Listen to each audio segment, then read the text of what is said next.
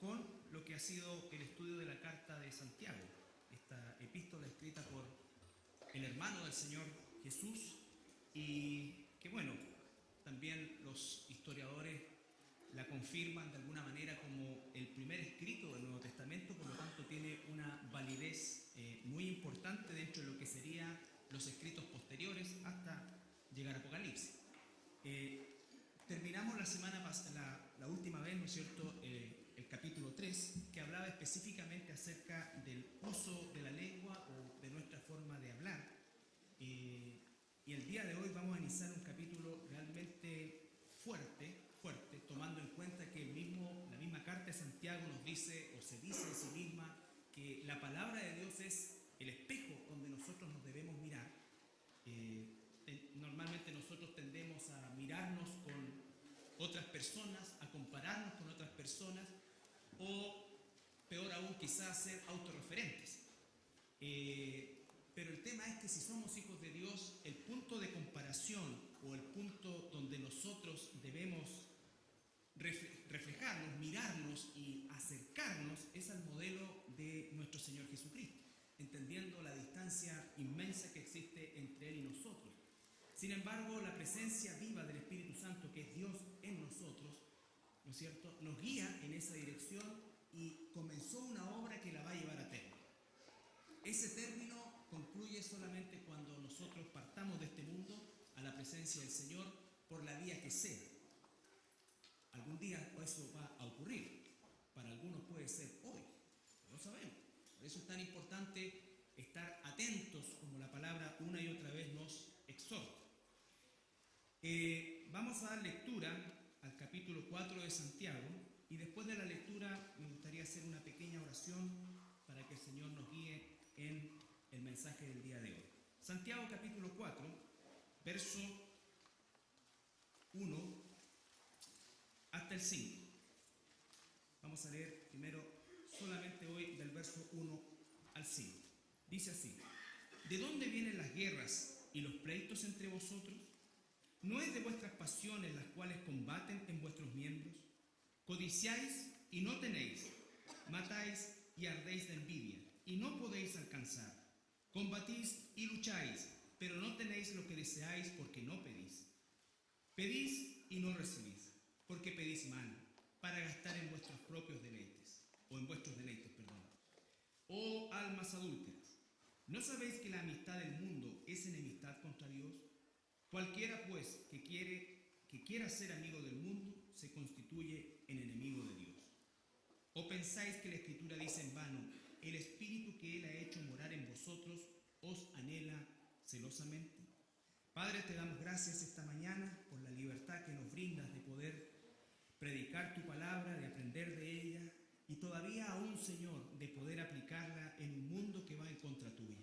Gracias, Padre amado, y te pedimos que tú abras nuestro entendimiento, nuestro corazón, y también que tu Espíritu Santo nos impulse a poder poner por obra esta palabra tuya. En el nombre de Jesús. Amén. Bueno, como dije, es un capítulo, al igual que los demás, seguramente muy potente, porque nos confronta con una realidad que ocurre en la historia de la humanidad. Si una palabra, según grandes historiadores seculares, pudiera definir la historia del ser humano, la gran mayoría de ellos concuerda en el hecho de que si pudiéramos definir al ser humano y su existencia, la palabra que lo define o que nos define es conflicto. El ser humano ha vivido siempre en conflicto, de distinta índole, de distintas magnitudes, pero siempre en conflicto. Lo que significa efectivamente que hay algo que genera que nosotros estemos permanentemente, frecuentemente, regularmente no de acuerdo, ¿no es cierto?, que haya diferencias y que en definitiva tengamos que también permanentemente buscar acuerdos, porque es absolutamente propio de nosotros el concepto del conflicto y la diferencia. Una de las cosas que ocurre cuando nos enamoramos, ¿no es cierto?, es el hecho de que pensamos que esos conflictos o esas cosas que le ocurren a otros no nos van a ocurrir a nosotros, y creo que ese es uno de los primeros grandes errores. de enfrentar algo tan maravilloso como es el matrimonio. El tema es que los conflictos van a venir, las diferencias existen y se van a manifestar. Sin embargo, hay dos formas de tratar esto, solamente dos formas de enfrentar estas diferencias que van a ocurrir, que se van a manifestar, y de estos conflictos que van a llegar. La filosofía del mundo, que es la que describe acá Santiago, y la filosofía, si podemos llamarlo como forma de vida según Dios. Solamente dos formas. Todo lo demás se deriva de esto. La forma en cómo lo hace el mundo sin Dios y la forma en cómo lo debe hacer el mundo, los hijos e hijas de Dios. Son las únicas dos maneras en cómo nosotros vamos a tomar o vamos a estudiar o vamos a ver qué podemos y debemos hacer. Santiago comienza con una pregunta, acá en el primer versículo, lo mismo que ocurrió en el capítulo 3, versículo 13, solamente para recordar. También hace una pregunta, Santiago: ¿quién es sabio y entendido entre vosotros? ¿No es cierto? Y la respuesta es bastante elocuente, porque no está diciendo, o alguien no se levanta, o Santiago no permite que alguien se levante y diga, yo soy sabio, no. O que alguien diga, esta persona es sabia, no. Santiago da la clave para la forma de Dios. La forma del mundo dijimos que es algo totalmente distinto. La forma de Dios: muestre por la buena conducta sus obras en sabia mansedumbre. Ahí está. ¿Quién es un sabio para Dios? Su hijo, su hija, que muestra, ¿por qué? Por una conducta, una buena conducta. O sea, la sabiduría de Dios se mide conductualmente, no se mide intelectualmente, aunque necesitamos información, necesitamos instrucción, porque si no hay eso, es imposible que exista lo otro. Pero no es solo eso. Si eso no tiene una pauta aplicativa en la vida diaria nuestra, obviamente que no es considerado sabiduría, a diferencia del mundo. Sus obras, acciones, y agrega algo aún más: sabia mansedumbre. Algo que no solamente escasea en nuestras relaciones interpersonales en el mundo, sino que algo que pareciera casi sacado de un manual de fábulas. Sabia mansedumbre. El capítulo 4, como dice, lanza otra pregunta: ¿de dónde vienen las guerras y los pleitos entre vosotros? No nos olvidemos que Santiago está escribiendo a una iglesia. El contexto inmediato es una iglesia o varias congregaciones que se encontraban dispersas y que eran eminentemente judías, ¿no es cierto? Aquellos que en la primera dispersión después de la muerte de Esteban se establecieron en distintos lugares de la tierra de Israel, ¿no es cierto? Y que están recibiendo esta carta. Y al parecer, y con toda certeza, existía grandes problemas en estas congregaciones. Lo vimos, ¿no es cierto?, en los capítulos anteriores, la forma de hablar, las diferencias entre personas que hacían, ¿no es cierto? Y llegamos a un punto de las relaciones con el mundo. Las relaciones con el mundo, y Santiago, los va a exhortar acá, porque evidentemente, existían conflictos entre las personas, entre los hermanos, entre los miembros de la iglesia. Ahora, debemos consignar una realidad triste, pero realidad, que en toda iglesia siempre hay gente cristiana y no cristiana. Esa es una realidad. Por lo tanto, una de las raíces de los conflictos, porque una cosa son las diferencias, como vamos a ver, y otra cosa los conflictos. Y aquí Santiago lo deja bien en claro. Las diferencias existen, somos absolutamente diferentes la gran mayoría de nosotros, pero el concepto conflicto tiene una connotación pecaminosa, porque el cristiano contra el único que tiene que estar en conflicto es contra el enemigo de Dios. Nada más. No puede, no debe estar en conflicto ni siquiera con los incrédulos, Por lo tanto, el concepto de conflicto siempre tiene una connotación pecaminosa. Aquí está hablando de dónde vienen las guerras, y la palabra que se traduce ahí guerra es la palabra polemos, de donde se deriva polémica. Y obviamente existen varias palabras en el griego también para guerra. Esta polemos hace alusión básicamente y principalmente a peleas verbales, discusiones verbales acaloradas que pueden llegar en algún momento a las manos, pero no se está refiriendo a una guerra entre naciones, en fin, no, se está refiriendo a la polémica que se crea a partir de opiniones distintas, diferentes, y que van subiendo de tono y que en algunas ocasiones pueden terminar en agresiones. ¿Ya? Entonces dice, ¿de dónde vienen estas polémicas entre ustedes? La palabra pleitos, que es la palabra mashé también en el griego, significa pleitos por cosas específicas. Pleitos por cosas específicas. Entonces se une con polemos y entonces tenemos un tema acá. Hay distintas formas de verlo y se transforma eso en una discusión, y esa discusión, cuando se trata de mala manera, ¿no es cierto? Y vamos a ver que a continuación dice por qué es que se trata de mala manera en este punto, y es lo que no debe o contra lo que debemos luchar en la iglesia, ¿no es cierto? Se unen ambas cosas y se transforma en un conflicto. Y ese conflicto provoca divisiones, puede provocar agresiones, puede provocar muchas cosas. Es un sello del mundo, pero no debe ser una marca de la iglesia. No debe ser una marca de la iglesia. El mundo se mueve así, basta ver todo lo que es el concepto del mundo político. O sea, ahí es la clave de esto, donde no se agreden casi nunca físicamente, pero a veces sí llegan a esa instancia, pero nos damos cuenta en definitiva que existe sobre una necesidad que todos ven, existen formas egoístas de tratarlas. ¿Por qué? Porque la clave de esta forma de pensar que tiene el mundo no es el bien de los demás, es egoísta, es el bien propio. Ya sea, por último, que mi opinión sea la que prevalezca, que no es siempre el caso de los políticos, donde hay otras cosas de por medio, pero no voy a hablar de política porque prometí no meterme en ese plano. ¿No es cierto? Entonces, esta polémica genera efectivamente conflicto. Hay diferencias entre nosotros. Y muchas veces se clasifican diferencias secundarias, ¿no es cierto?, de forma, ya no es tanto problema. Y después vienen las diferencias doctrinales. Aun cuando hay diferencias doctrinales, existe un mecanismo en la Escritura cómo se debe tratar eso. Se debe tratar eso. ¿Ya? Entonces dice, ¿de dónde vienen las guerras y los pleitos entre vosotros? Probablemente las personas del mundo van a culpar a la esposa, a los hijos, al jefe, a todo tipo de respuestas y personas y personajes que serán incluidos en su respuesta.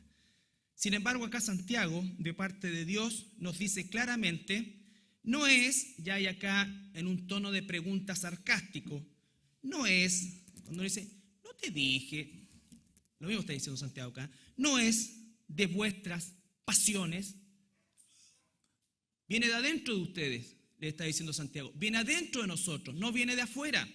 No culpes a los demás, viene de adentro. No es de vuestras pasiones, las cuales combaten en vuestros miembros. O sea, no está hablando de los miembros de la iglesia, está hablando de nuestro cuerpo, nuestro físico, ¿no es cierto? Nuestro ser.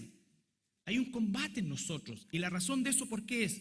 Fíjense, codiciáis y no tenéis. Matáis y ardéis de envidia y no podéis alcanzar. Combatís y lucháis, pero no tenéis lo que deseáis porque no pedís. Pedís y no recibís porque pedís mal para gastar en vuestros deleites. Hermanos, nosotros, antes de que el Espíritu Santo, de que nuestro Señor Jesucristo inmerecidamente nos concediera salvación, nosotros éramos esclavos.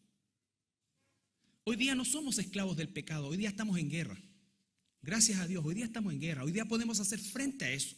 Nuestra vida cristiana no va a ser perfecta. Pero si no reconocemos que estamos en conflicto, si no reconocemos que estamos en un mundo que no quiere nada con Dios aunque lo nombre, en un mundo totalmente caído y gobernado por el pensamiento de Satanás. A eso se refiere la palabra mundo, la palabra cosmos, que tiene muchas aplicaciones, pero aquí específicamente tiene aplicación a un orden de pensamiento, a un orden social, a un orden que tiene que ver también cómo es que la moda, por así decir, de pensamiento se va introduciendo y va permeando toda la cultura y toda la sociedad, al punto que finalmente todos estamos unidos por esas cosas que el mundo nos quiere imponer. ¿Y qué es lo que se produce entonces? Conflicto. Incluso dice que hay dos, formas de orar, que lo vamos a ver la próxima semana también. Una, hay gente que no ora, y dos, hay gente que ora pero ora mal. Entonces, necesitamos nosotros examinarnos a nosotros mismos. O sea, ya está bueno de echarle la culpa a los demás de por qué hacemos lo que hacemos, o decimos lo que decimos, o pensamos como pensamos. Hay algo en nuestro interior que es un conflicto, y acá está hablando específicamente de conflictos interpersonales. Conflictos interpersonales. Aquí había conflictos interpersonales fuertes dentro de la iglesia, y Santiago lo está confrontando. Y lo primero que está diciendo, antes de señalar a alguien con el dedo, pongámonos delante de la palabra de Dios y que el espejo de la palabra nos revele que nosotros, en nuestro propio interior, existe el conflicto, y ese conflicto se manifiesta hacia afuera. Y es un conflicto con características mundanas, con el sello del mundo. ¿Por qué? Porque atenta contra las órdenes de nuestro Dios, los deseos de nuestro Dios. Los deseos de Dios no es que haya conflictos, es que haya unidad. Las diferencias hay que tratarlas, pero los conflictos provocan, ¿qué cosa? División. Aunque tú estés sentado o sentada acá, tú estás dividido con alguien, te lo aseguro. Te lo aseguro. Y alguien que está sentado aquí mismo también. Nosotros no lo vemos, tú no lo ves en mí, no lo vemos nosotros, pero si no lo confrontamos, eso va a crecer. Y esas son las raíces que Satanás usa para que nosotros, ¿no es cierto?, comencemos a pecar hacia las personas. La palabra nos dice todo lo contrario. Primera de Juan, capítulo 2, versículo 15 y 16. Primera carta de Juan, capítulo 2.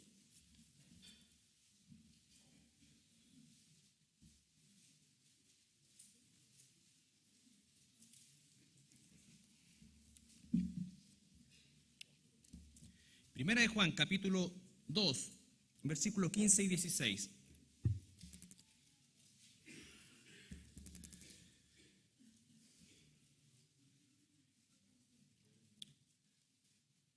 No améis al mundo. ¿Cuántas veces hemos escuchado eso, no es cierto? No améis al mundo. La pregunta es si sabemos bien qué es amar al mundo. Ni las cosas que están en el mundo. Si alguno ama al mundo, el amor del Padre no está en él. Se está refiriendo justamente a la forma de pensar, al pensamiento, a la estructura mental que gobierna este mundo, a los apetitos de este mundo, a las prioridades de este mundo, a la forma de divertirse de este mundo en el sentido, ¿no es cierto?, de lo que significa realmente el esparcimiento. Todo aquello que el mundo da, tiene y va empapado sutilmente a veces, cada vez más groseramente y cada vez más recibido por nosotros muchas veces. Y todo eso no viene de Dios. Entonces, cuando un cristiano su pasión, porque finalmente los seres humanos no somos en absoluto racionales, los seres humanos somos pasionales, y nuestra historia da cuenta de eso. Nosotros respondemos a pasiones, no respondemos a racionalidad. Y entonces esas pasiones que se van apoderando de nosotros, que están en el mundo, en definitiva nos hacen enemigos de Dios. Son absolutamente incompatibles una cosa de la otra. Y dice que en el mundo, ¿qué es lo que hay? Los deseos de la carne. Los deseos de la carne. Ya alguna vez revisamos eso.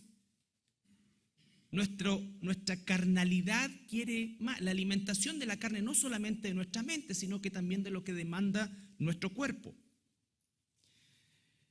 Los deseos de los ojos. Y créanme que cuando Juan escribió esto, a lo mejor existía una tienda. Si es que hoy día a nosotros este pecado o esta situación nos es más complicado manejarla. ¿Cuántos de nosotros en la década del 70, si queríamos zapatillas, estaban las zapatillas blancas, las Jet blancas, y después así, como ya la gran novedad, azules. Y se acabó, po. Y después aparecieron las tigres y eso era lo último.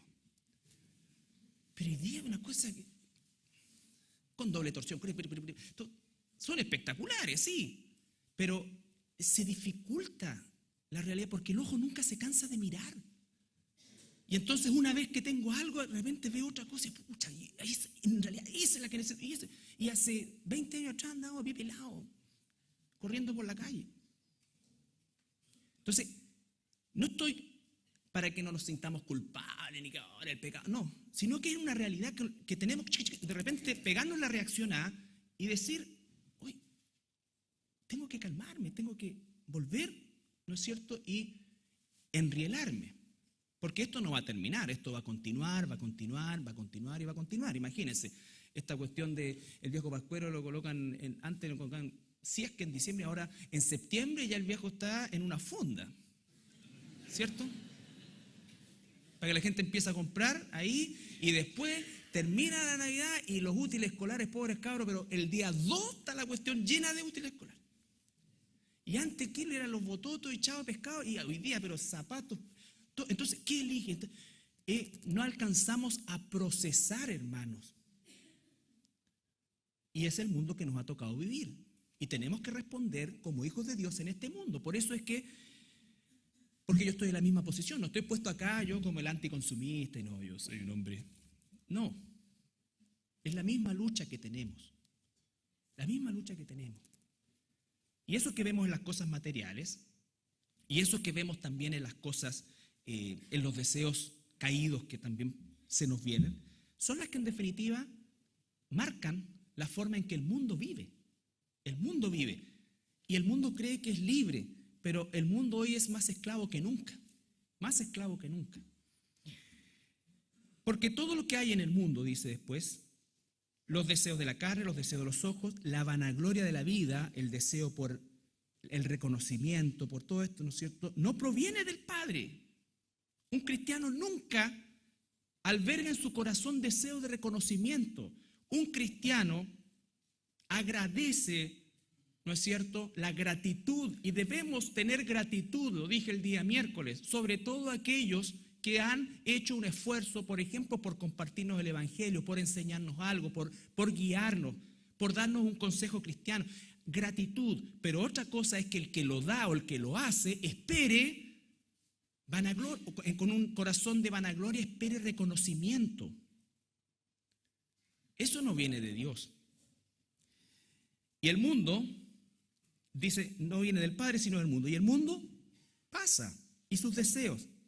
Y aquí viene lo maravilloso. Pero el que hace la voluntad de Dios, y espero que seamos todos los que estamos aquí esta mañana, luchando y realmente, ¿no es cierto?, a veces encarnecidamente contra ese sistema de pensamiento, permanecemos para siempre. Todo lo demás va a pasar, va a perecer. Entonces, recuerden, el yelmo de la salvación, dice. Estos son versículos que nos ayudan a mirar el futuro con esperanza, pero no con la esperanza del mundo, y a entender también que quizás las aflicciones del tiempo de presente no se comparan con la promesa de Dios respecto a esa eternidad, porque todo esto va a pasar. Todo esto va a pasar.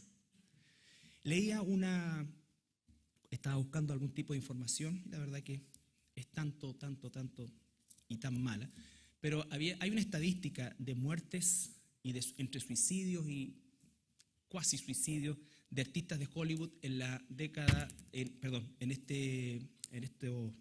estos 10 años o 15 años desde el siglo XXI en adelante, y son todos aquellos artistas que fueron íconos en su época y que al pasar el tiempo obviamente ya no eran considerados y comenzaron a caer en depresiones y todo esto, y buscaban y salían en cualquier cosa, y la gran mayoría de ellos murió por algún tipo de sobredosis o se suicidó lisa y llanamente. Y eso habla justamente de ese deseo incansable, ese vicio, ¿no es cierto?, esa adicción al aplauso, al reconocimiento, a esto, y que en definitiva va a pasar, pasa. Pero el que hace la voluntad de Dios increíblemente dice que permanece para siempre. Fíjate que nosotros estamos estudiando Santiago, hace 2000 años él escribió esto. Menos de 2000 años. Y todavía para nosotros no solamente es relevante, sino que es palabra de Dios. Hablamos de Santiago y si la iglesia permanece aquí 100 años más, que no creo, pero si permanece 100 años más, van a seguir predicando de un libro escrito por personajes. Si hablamos de Moisés, de cualquiera, 5.000, 4.000, 3.000, 2.000 años. ¿Quién va a hablar de esa gente en 100 años más, en 50 años más? Entonces, la realidad, hermanos, es que la palabra de Dios es lo que es y es lo que dice. Y el que la hace y la sigue y la vive va a permanecer para siempre también. Va a permanecer para siempre también. Volvemos a Santiago.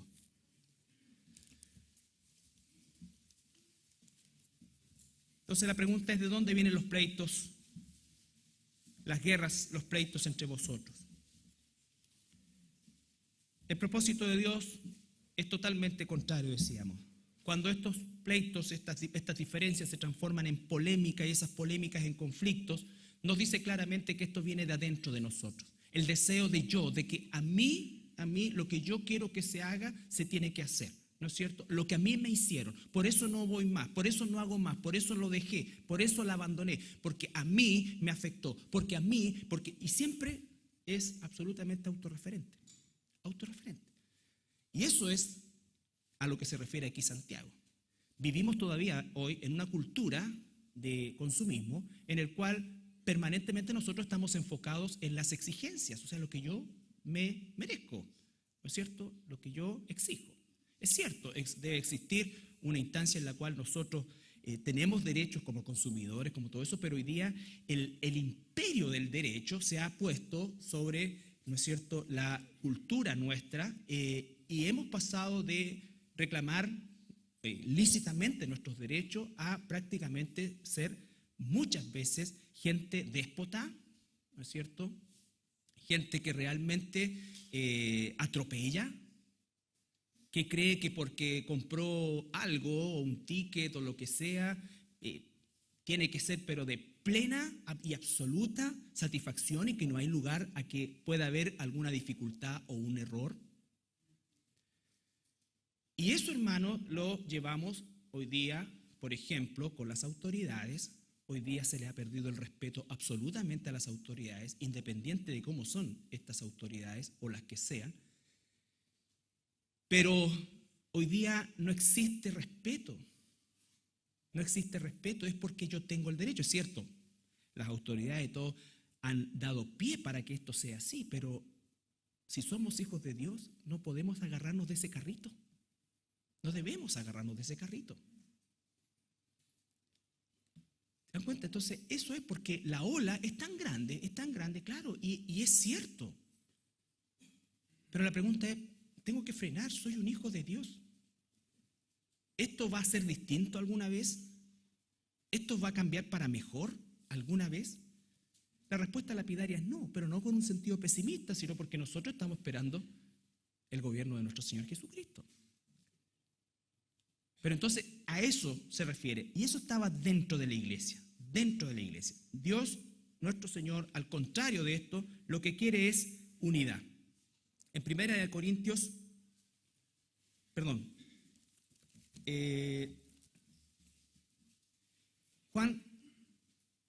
primero vamos a ver Juan 13, 34 al 35, Evangelio de Juan.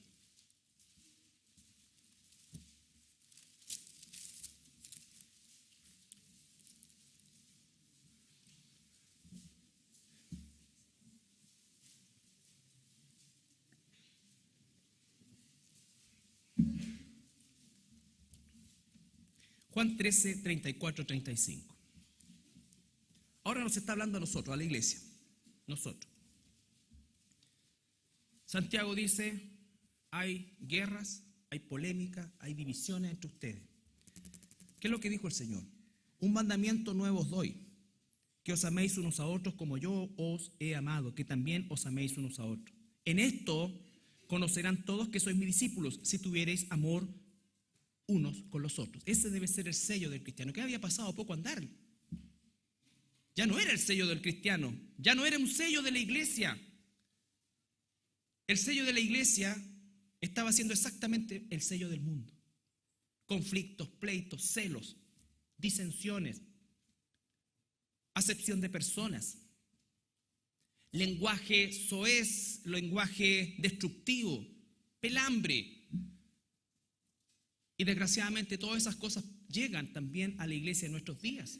Y ha llegado a la iglesia durante los siglos. Y por eso es que tenemos que combatir contra eso. Pero el primer punto del combate es reconocer mi parte, mi condición de pecador, mi responsabilidad absoluta. Y de ahí en adelante comenzar a buscar una solución.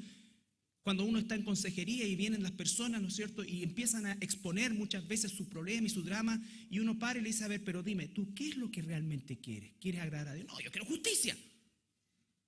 Entonces, te das cuenta, es un corazón ya con una inclinación egoísta. Con una inclinación egoísta. Es difícil, hermano, no es algo fácil. Y si aquí hay personas que no son cristianas, yo sé que les va a resultar imposible. Y espero en el Señor que el Espíritu Santo les conceda salvación. Pero también somos responsables nosotros de vivir una vida muchas veces muy por debajo del estándar de lo que somos. Y eso produce un testimonio atroz al mundo que nos rodea. Jesús dijo, ustedes tienen que tener una marca diferente, distinta. Y el mundo va a reconocer eso, aunque lo odie. Pero lo va a reconocer. No está diciendo cuando el mundo vea cuánto ustedes se aman,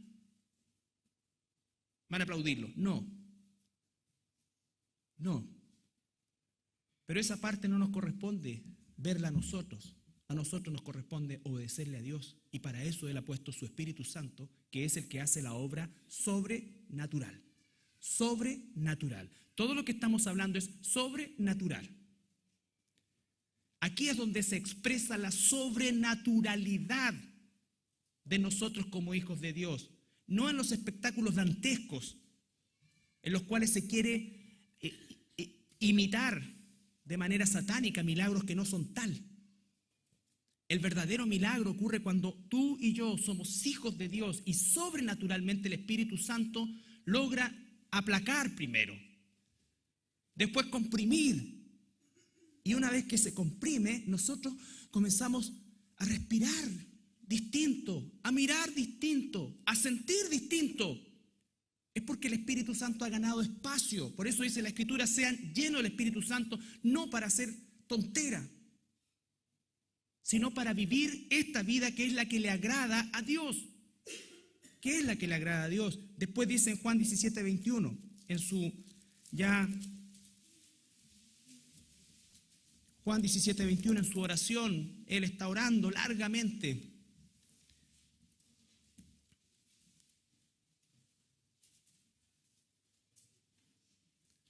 Si empezamos en el versículo 14, 17:14. Yo les he dado tu palabra. ¿A quiénes? A nosotros, a la iglesia, a los hijos e hijas de Dios. Y el mundo los aborrece. El mundo aborrece esto, hermanos, porque el mundo te dice, no, lucha, métete nomás, avisa, pega codazo. Ese es tu objetivo. Quedado. No servís para nada, mira. Ese sí, mira cómo se ha hecho camino allá. Ha matado a Pedro, Sancho, Diego, le ha robado a este acá, pero mira dónde está.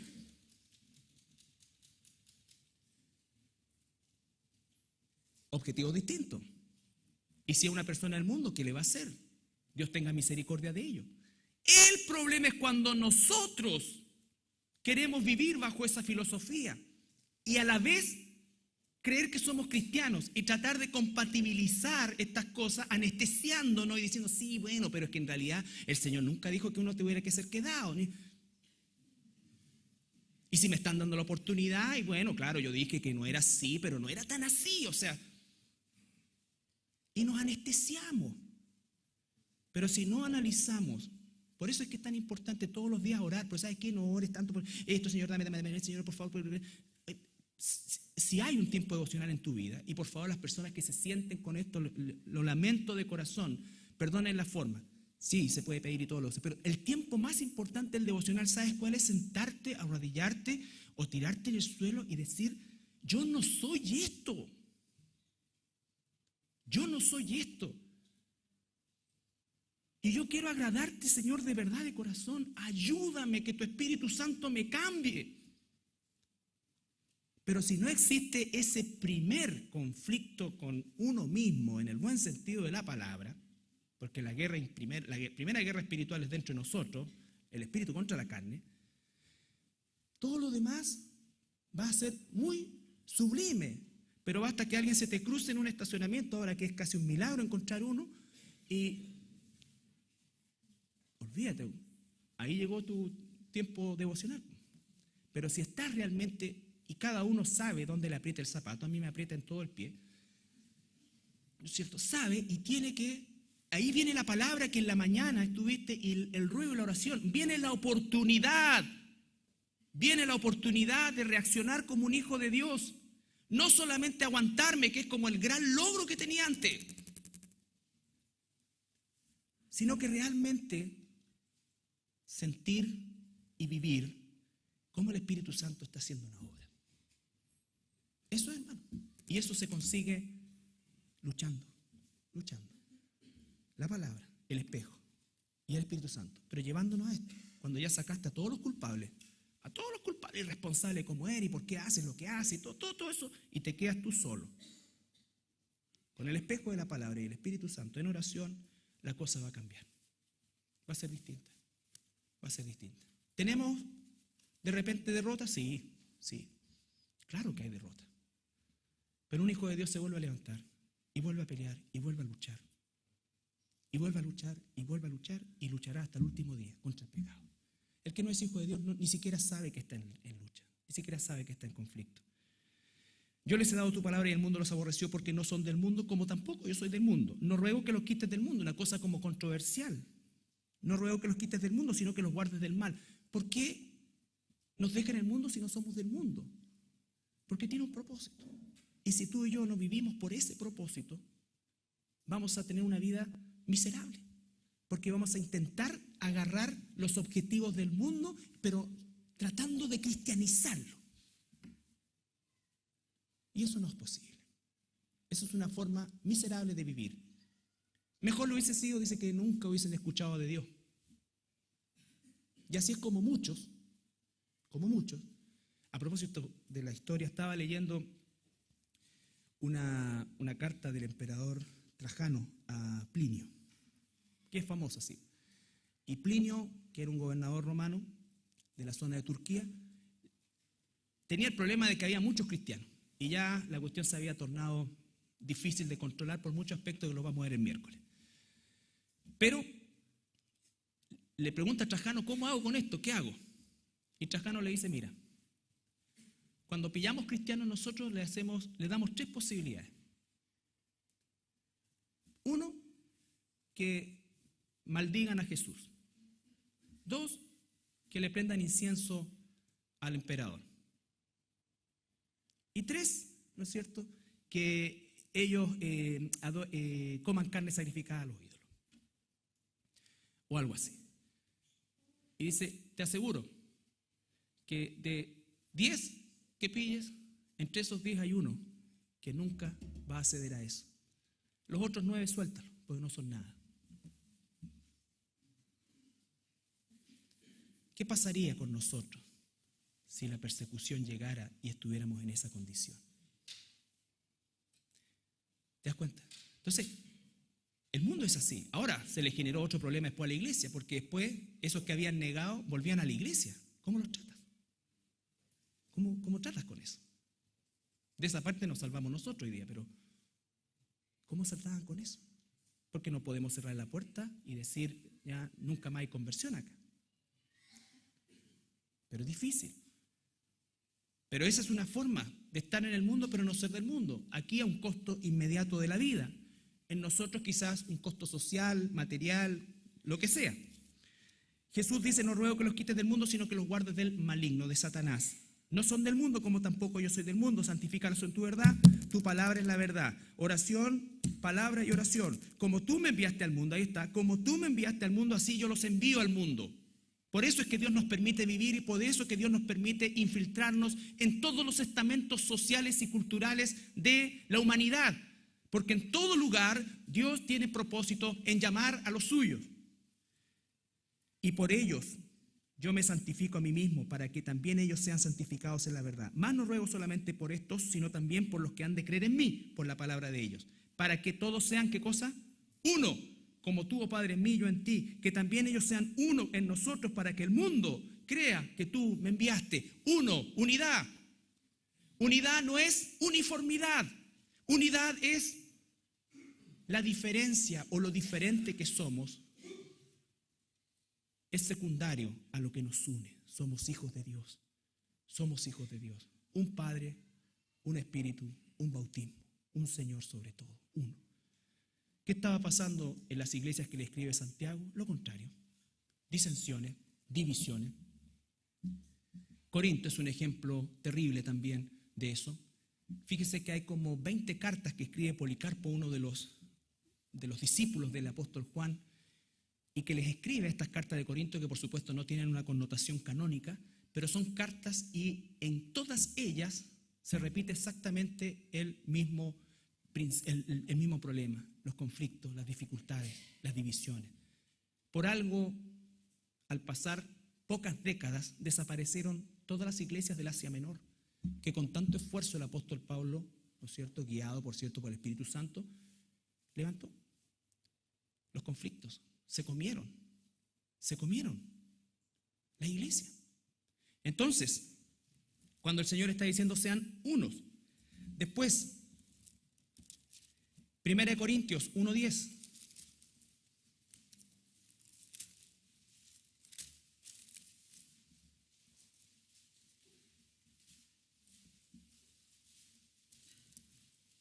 Pablo le está hablando a esta iglesia en Corinto, una iglesia problemática.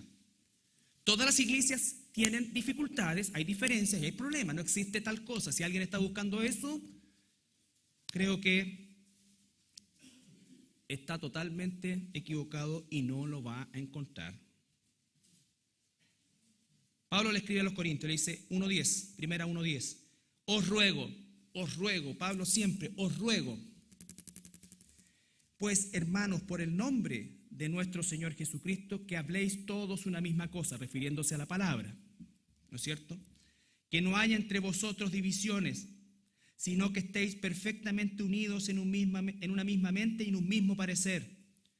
Versículo 11, porque he sido informado acerca de vosotros, hermanos, por los de Cloé, que hay entre vosotros contiendas. Y entonces Pablo les dice, sean uno, estén unidos, un mismo sentir, hablen las mismas palabras. Hay una sola verdad, una sola Biblia, una sola palabra de Dios para todos nosotros. A veces a mí me asusta cuando la gente habla de distintas interpretaciones y esto y acá. De verdad, eso puede a veces conducir, que es real, existen algunas cosas, no viene al caso, ¿no es cierto?, detallarlas, que pueden tener un par de puntos de vista, pero en términos generales, para la vida diaria, para las relaciones interpersonales, ¿no es cierto? No hay dos opiniones y no hay dos interpretaciones, hay una sola. ¿Quieren ver cómo? Colosenses 3:5.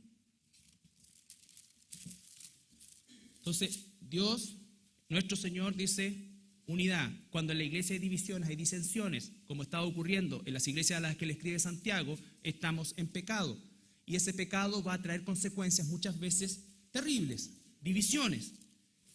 Colosenses 3:5.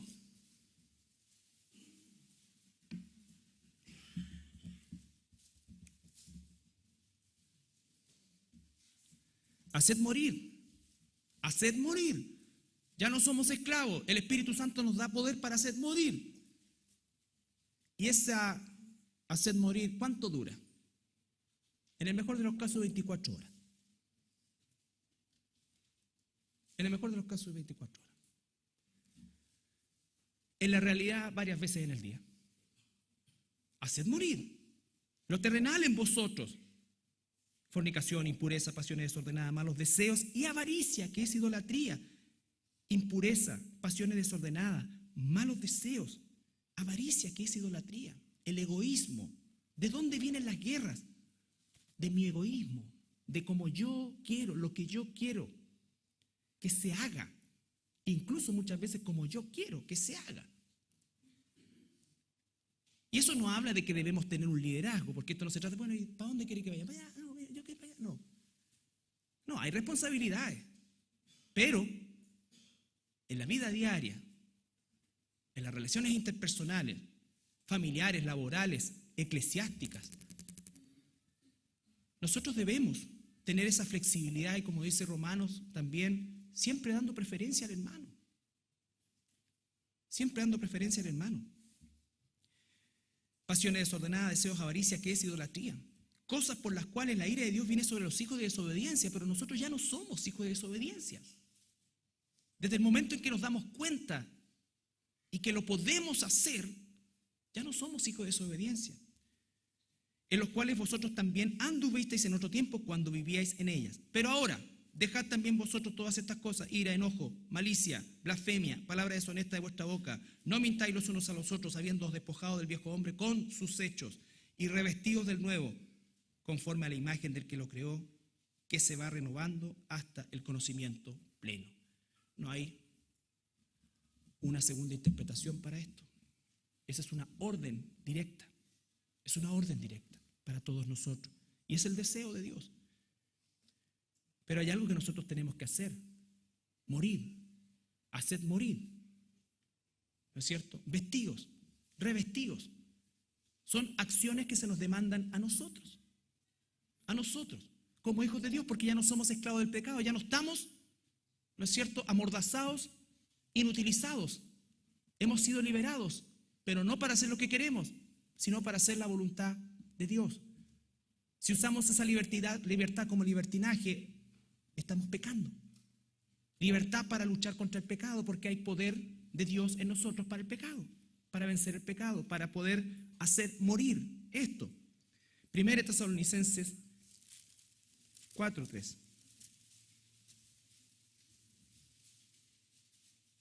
4:1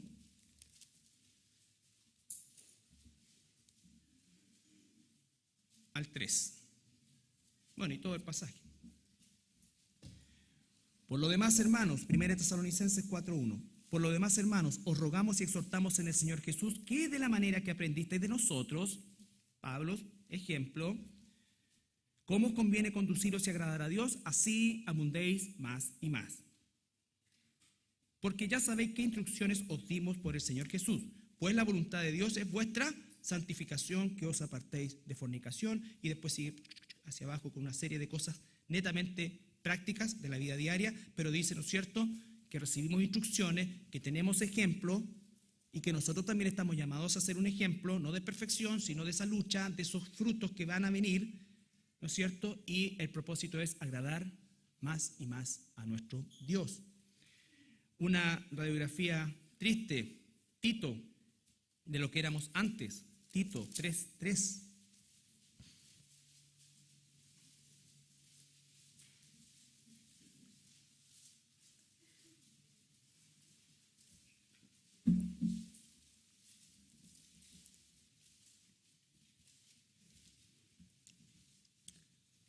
Porque nosotros también éramos en otro tiempo, Tito 3:3. Porque nosotros también éramos en otro tiempo insensatos, rebeldes, extraviados, esclavos de concupiscencias y deleites. ¿Se dan cuenta? Las palabras se repiten. Deleites diversos, viviendo en malicia y envidia, aborrecibles y aborreciéndonos unos a otros. Pero cuando se manifestó la bondad de Dios, nuestro Salvador, y su amor para con los hombres, nos salvó, no por obras de justicia que nosotros hubiéramos hecho, sino por su misericordia, por el lavamiento de la regeneración y por la renovación en el Espíritu Santo. Entonces, tenemos acá nosotros una radiografía de lo que éramos. Y así, el Nuevo Testamento, las cartas paulinas están llenas de esto, completamente llenas de esto, de las acciones que se nos demandan: hacer morir esto, acá, allá, todo. ¿Por qué? Porque ya no somos esclavos del pecado. Ya no somos esclavos del pecado. Y entonces, cuando Santiago pregunta ¿de dónde vienen las guerras y los pleitos?, la respuesta es contundente. Santiago no no culpa al medio, que era tan difícil como el que estamos nosotros hoy día insertos, no culpa a otras personas, ni siquiera culpa a los inconversos, ni siquiera culpa al Imperio Romano, ni siquiera culpa a los fariseos. Dice, en nosotros mismos. Ahí está. Ese conflicto que no estamos reconociendo o que estamos anestesiando para no enfrentarnos con la realidad y que nos estamos externamente justificando constantemente, sabiendo en nuestro interior, si somos hijos de Dios, que estamos pecando. Que estamos pecando. Porque el Espíritu, ¿no es cierto?, nos dice que estamos en pecado, que lo que estoy haciendo es pecado, que lo que estoy pensando es pecado, que como estoy mirando a esa persona es pecado. Y por supuesto que esto resulta en buscar la fuente del poder que es Dios. Porque no se trata de decir, ya, pero nunca más, ya, ahora sí, y desde el lunes o desde ahora, ya, última vez. Eso es el sello del mundo. Todos los días nosotros tenemos que buscar a Dios en esta dirección, hermano. A no ser que tú seas el holograma del arcángel Miguel y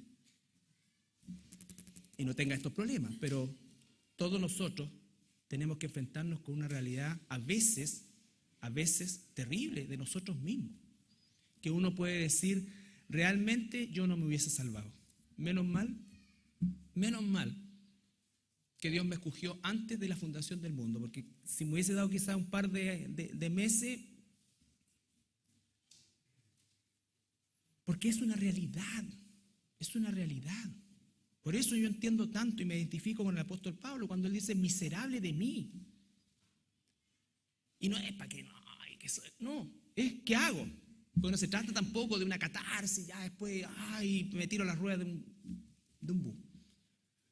No, o sea, porque tengo que levantarme y decir, bueno, soy un hijo de Dios. Y Él, no sé cómo me aguanta, pero me aguanta y me ha dado el Espíritu Santo. Y entonces, chuta, qué maravilla. Tengo que, en gratitud, permitir que el Espíritu Santo me cambie. Y agradarlo a Él. Solo cuando uno se da cuenta de lo malo que es, puede darse cuenta también de lo maravilloso que es Dios. Y eso te hace responder. Pero hay muchos cristianos que se creen súper buenos, se creen especiales, se creen, ¿no es cierto?, realmente que no necesitan tanto. Y no se trata de que tengamos una conducta así, se trata de que nunca olvidemos contra qué, y mejor dicho, contra quién estamos luchando y que no podemos relajarnos. Vemos finalmente que Santiago acá nos dice, codiciáis y no tenéis. Esto lo vamos a ver la próxima semana, porque acá ya empieza a desglosar.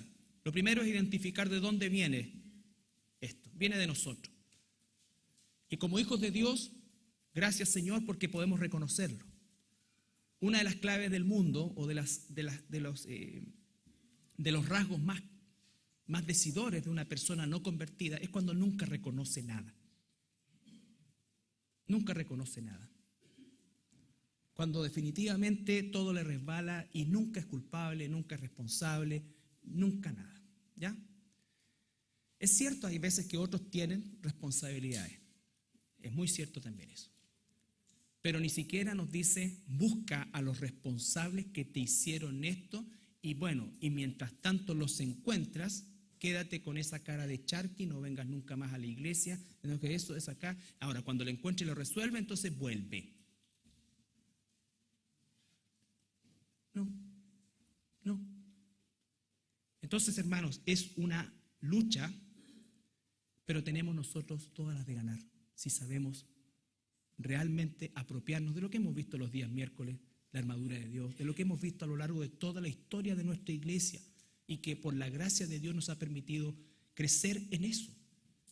Porque finalmente todo lo que se haga, todo lo que se diga, todos los estudios, todo tiene un final o un fin único, transformar nuestra forma de vivir.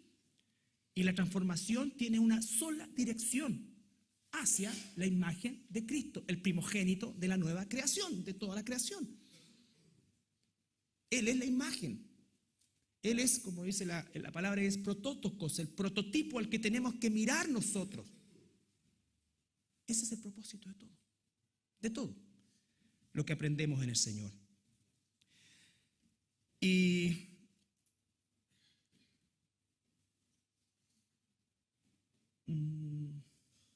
el Salmo 37, con ese terminamos. Otro lo vamos a guardar para la próxima semana. Salmo 37. Salmo 37, versículo 1 al 4.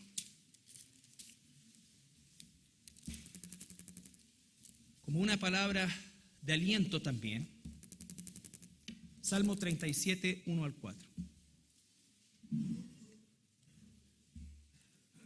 Sabemos que de nuestro interior viene todo esto. Hay muchos pasajes. Salmo 37, 1 al 4. La Biblia dice, el Señor Jesús, ¿de dónde vienen todas estas maldades? Del corazón, de adentro. ¿No es cierto? El problema siempre es interno. Salmo 37, 1 al 4. No te impacientes a causa de los malignos, ni tengas envidia de los que hacen iniquidad, porque como hierba serán pronto cortados, y como la hierba verde se secarán. Confía en Jehová, y haz el bien, y habitarás en la tierra, y te apacentarás de la verdad.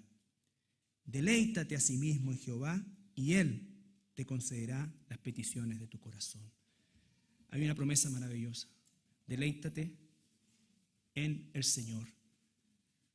Y cuando nos deleitamos en el Señor, lo que haya en nuestro corazón, el Señor lo va a conceder porque estamos llenos de Él, porque estamos buscando su gloria, porque estamos luchando contra el egoísmo, porque estamos luchando contra nuestra naturaleza caída que aún persiste ahí, Y esto es personal, hermanos, no pensemos en la persona que está al lado, en el hermano, la hermana, no, esto es personal. Una de las cosas más complicadas en el proceso de preparar un sermón, les digo de verdad, no es tanto el prepararlo en el sentido del técnico y lo que uno puede pensar, ¿no es cierto? Y eso es muy lindo, está bien y debe serse así, la excelencia. Pero lo más difícil para mí, por lo menos, es que a veces uno no puede seguir. ¿Sabes por qué no puede seguir? Porque realmente es devastador el reflejo que uno tiene en esto. Y cómo las letras te gritan el cambio. ¿Y qué puede hacer alguien que realmente es un hijo de Dios? Miserable de mí, buscar al único que puede cambiar esto. Al único que puede cambiar esto para su gloria. Y es el Señor. Porque hay a veces poca necesidad de cambio en la iglesia, en términos generales, y más bien de vindicación de derecho y cosas, es porque no nos vemos reflejados en el estándar de Dios. Siempre estamos faltos, pero es una bendición. Cuando leemos nosotros bienaventurados los pobres en espíritu, al mundo le resulta una contradicción. Tú escuchas a las personas, esa persona pero tiene una vida espiritual tan rica, es realmente una persona pero espiritual. Se están refiriendo normalmente a un gurú o a cualquier tipo de persona así. Y cuando escuchan que bienaventurados los pobres de espíritu es porque no entienden. Pero la palabra es que ahí mendigamos todos los días nosotros porque reconocemos. ¿Quién puede declararse rico en espíritu? ¿Quién puede decir eso? Un verdadero cristiano no. Entonces, esa pobreza nos lleva a buscar de Él, a buscar, con una sed insaciable. Si los problemas vienen de adentro de nosotros mismos, debemos comenzar por examinarnos a nosotros mismos. Y una vez que nos examinamos a nosotros mismos, buscar la solución, la dirección y el poder en el único que puede hacerlo, en Dios, en nuestro Señor. Nos ponemos de pie para orar.